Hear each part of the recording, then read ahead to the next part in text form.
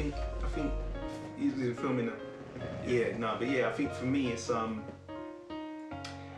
he's to me he's a little bit of a not quite a gimmicky rapper. But I don't know, man. It's his voice and there's a little something that's a bit soft about him. I don't feel, and don't get me wrong, I don't need like rappers to be tough and hard all the time, but there's just something about his voice. Got that voice. Yeah, nah, I just don't love it. I'm talking about Big Sean, by the way. Yeah. So for me, Bounce Back Side, you know, my nephews and nieces love it, but like I think it's okay, you know. And to be honest, there's very few tunes by him that I can really say are wicked. You know, I liked was it Marvin and Chardonnay? Yeah, I liked that tune. That's true. I think he hasn't got the catalogue that I would wish. But I know he's got some like sly album, like great album tracks. Yeah. Like really like soulful. Like some of the chords and the soulfulness in this album. Yeah. So I need to check it. I do need to listen to it. I will listen to it. But overall, I think it's okay. But I know there's lots of people that like it.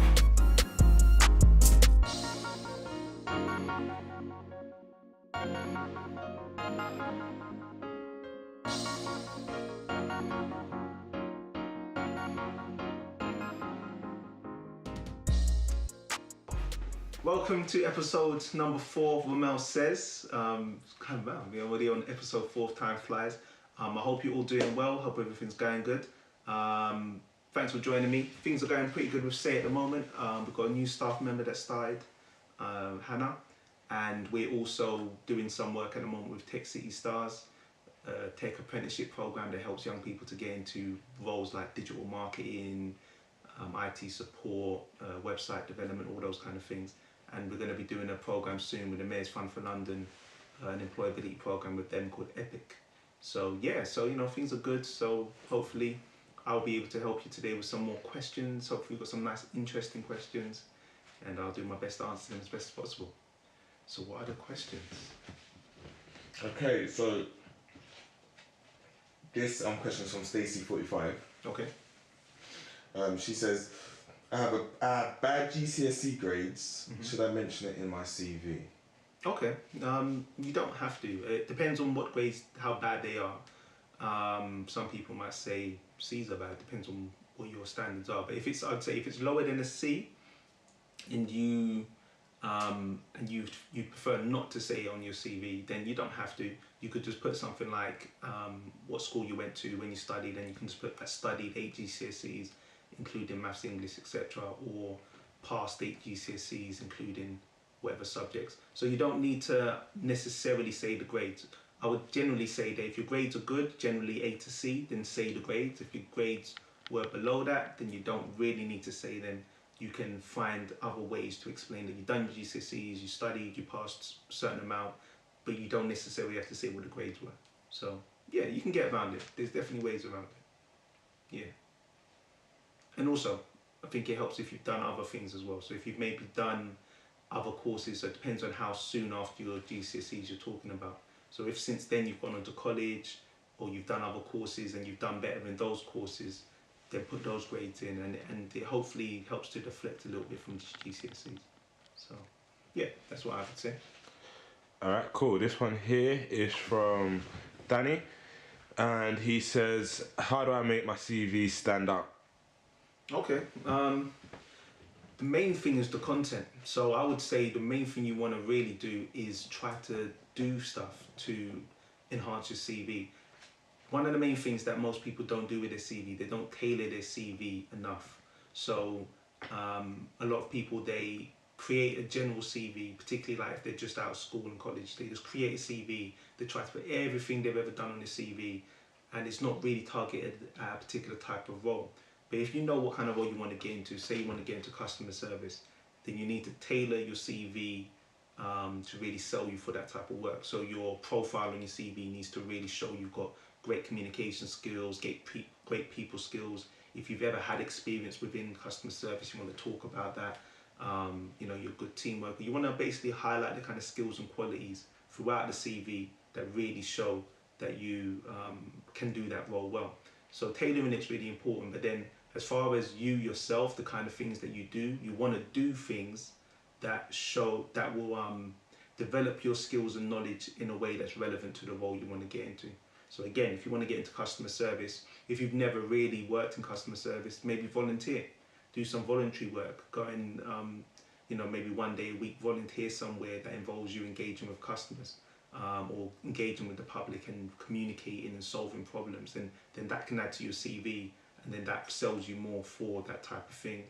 There are lots of organizations that do like customer service short courses, like 2-3 week courses that you can go on, get exposure to teamwork and employability skills, but then also get exposure to working with like maybe a company. So I know like people like the Prince's Trust, they do a lot of like retail short courses and stuff. So do things that build you up for the type of work that you want to get into, and then obviously you want to make sure your CV is presented well.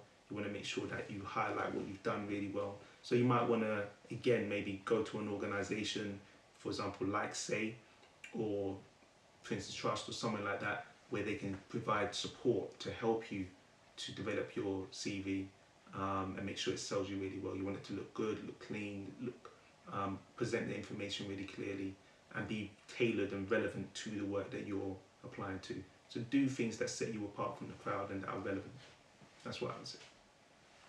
Okay, this is question 3 from Tim Kane. Okay. Okay, this I feel like a lot of people ask this question. Yeah. How do I calm my nerves before a job interview? Yeah. All right. So, I think the first thing that you really need to do is prepare and practice. I always say that preparation and practice is what gives you confidence. So if you actually take the time to prepare before the interview, do your research about the company. You can even, for example, sometimes if you know who you're going to be you know the names of the people that are going to interview you, you can maybe even find them on LinkedIn and find out bits of information about them. But do things that make sure you prepare for the interview, so that you think about the role, really think about how you're relevant for the role, what things you can talk about, examples you can give, and practice it. Practice it with your friends and family, practice it with people that you can to hopefully develop your confidence with and give you really good, honest feedback about how you're coming across, what things you need to work on a little bit more. Do you need to smile more? Do you need to do all these things kind of more? That practice will give you confidence. Then before the actual interview, make sure you get there early. Yeah, so if your interview's at 10 a.m, don't aim to get there for 10 a.m, aim to get there by like 9:30 the latest. So, and and if you can, if you don't really know where you're going, and if you've got the time to, maybe even go there beforehand so that you know exactly where you're going. Because I know that one of the worst things that can happen is that you can get somewhere, you're in the area, but you can't find the actual building, or sometimes it can be a bit hard to find these things. So if you've got the time beforehand, take the time out, go down like the day before, check out the area, find the actual place so you know exactly where you're going. And then on the day of the interview, aim to get there early. If your interview's at 10, get there for 9:30. Take your time, relax, make sure that you're not rushing.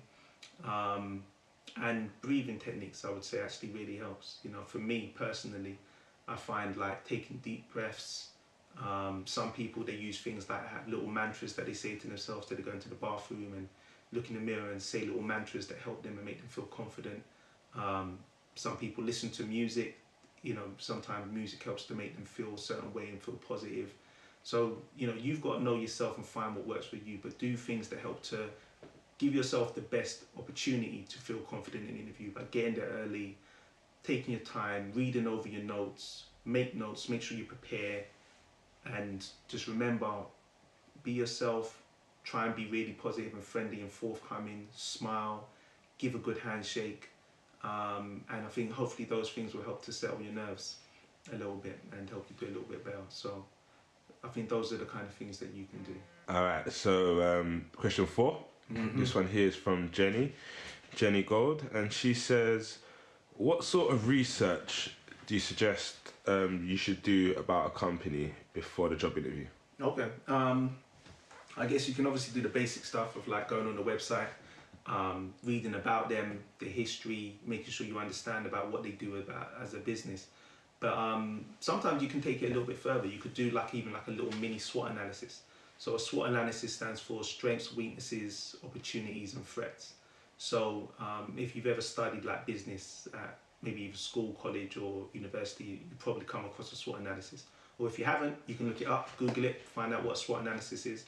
And basically, it's just looking at the different aspects of a business. So you look at, try and identify what the business's strengths are, try to identify what its weaknesses are. Obviously, in the interview, you're not going to talk about the weaknesses. You don't want to say anything that sounds like you're criticizing the business, but it's just good for you to have maybe an idea. So weaknesses could be like things like who their competitors are, challenges that might be coming in the market, all these kind of things. So it just shows that you think about what's happening to the business and how it's developing and moving forward.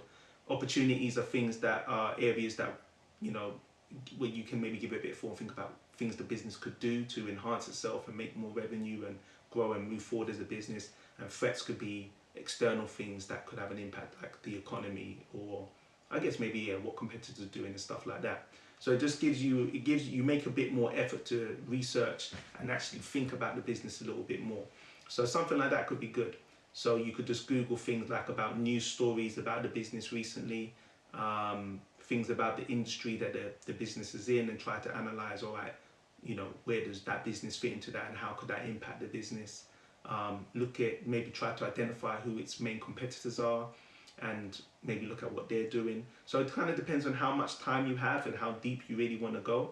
But there's some of the things that you can do to show that you have an understanding of the business. So obviously, research the business itself, its website, its history, etc. But then maybe look around it and think about the industry, competitors, and other things that might be happening generally in the economy that might impact that business. So that when you go into that interview, they ask you things about the business, you can show you've actually given it really good thought and you have good knowledge, commercial knowledge of the industry, and that really can be quite impressive to show that actually this person knows what they're thinking of, what they're talking about, and they've thought a bit more about beyond just us as a business, but the whole industry and where we can go in that industry. So that can come across really well. So I would say that's the kind of research you probably want to try and do if you've got the time to do it. Yeah. Cool. No, That is the last question. That's the last question. The last question. Wow, time flies. So it's the end of episode number 4. So hopefully it's not, short episode, but hopefully it's giving you some insight into some of those questions. They are common questions that come up in interviews. So thank you for joining me today. Obviously, we wanted you to get in touch with us. So, please do subscribe to the YouTube channel, Serious About Youth. So if you look for that, search for that on YouTube, find the videos. All our videos are on there. We want you to subscribe and find out more information and hopefully get more advice that really benefits you in your efforts to find work. And obviously, there's all the other social media that I'm sure is showing on the screen right now. So, get in touch with me. Get in touch with me directly via Twitter if you've got any questions. Just tweet me your questions, and in the next episode we'll answer those questions. All right. So take care. Hope everything goes well with your efforts in finding work, and I look forward to hopefully. I won't see you, but hopefully you'll see me again soon. All right. Take care.